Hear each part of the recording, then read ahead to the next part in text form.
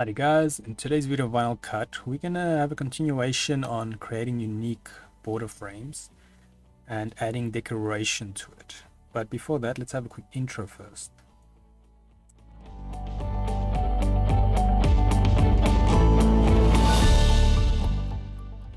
So today's video can be found on softwaretraining.co.za. You guys will notice we do have a variety of different softwares we cover.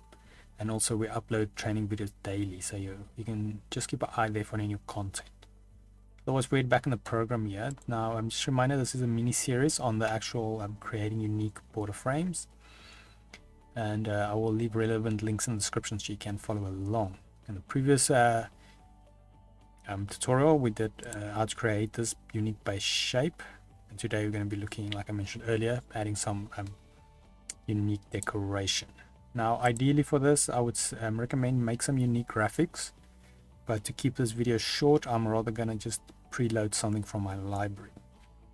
So in order to do that, or what I did there, with that shape's already located, I went to my library with this little book, a star on it, and then I went to swirls, and I located this graphics here. Now you can try some of these graphics or create some unique shapes, but yeah, and then I've imported and just scaled it to a size where I kind of like the overall look of it.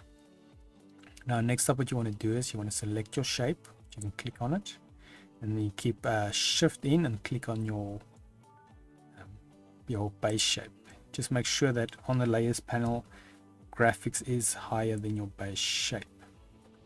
Then next up, we want to go to effects on our top main menu. And then from the drop down menu, we want to navigate till we find object on path.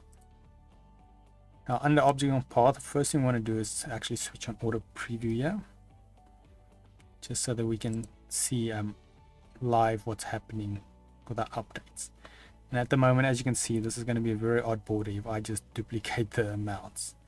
So what we already have enabled here is follow path orientation.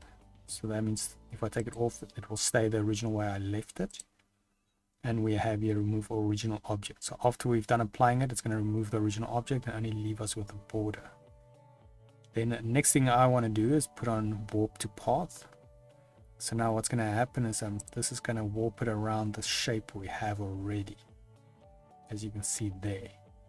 And then if you want to make it part of your final shape at the end, you can always just click weld on, but I'm going to keep mine off because there's two variations of what you can do, which I will show you guys. So then you can also remove path if you only want it to be a frame. In my case, I like the body as well. So now next up, what I want to do is set the repeat count. So this will be how many do we have. So I'm just going to increase that basically till I get a nice okay, over there you can see it's overlapping, so I'm going to leave it at 6, and then what I'm going to do is rather go to my spacing and increase this till I find something that's kind of symmetrical. As you can see, that looks pretty nice. Then next up, what we can do is we obviously say okay, and now on our layers panel here we can see we have this frame as a group, and then inside the group we've got all the individual shapes that's all wrapped around it, which is pretty nice.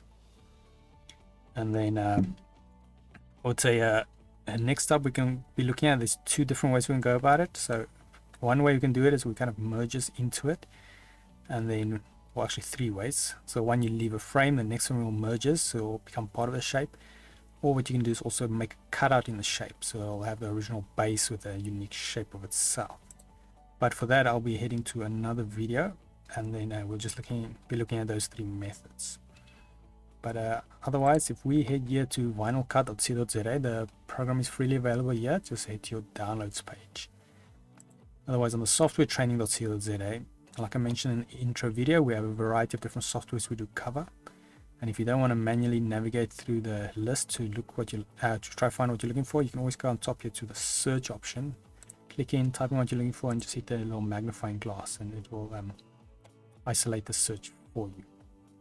And then, but if you still come dry even after that, you can just go here, request a training video, fill in a little mini form, and then we'll make that video for you. But otherwise, guys, till the next one, cheers.